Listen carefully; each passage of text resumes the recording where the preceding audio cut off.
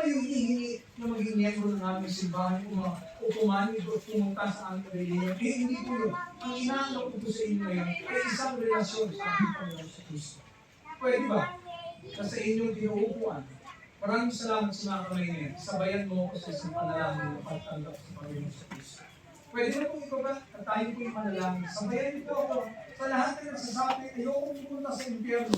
Ayoko maranasan yung naranasan ng rich man. Gusto ko makasama sila sa lustong sa langit. Manalangin tayo ng sabay-sabay. Totoo, tao sa inyong puso. Manalangin tayo.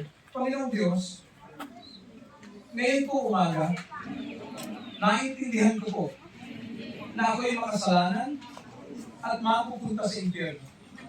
Pero dahil sa ginawa ng Panginoong sa Kristo, nung siya'y mapako sa krus, namatay, nalibing, at muling nabuhay, pwede akong pumunta sa langit.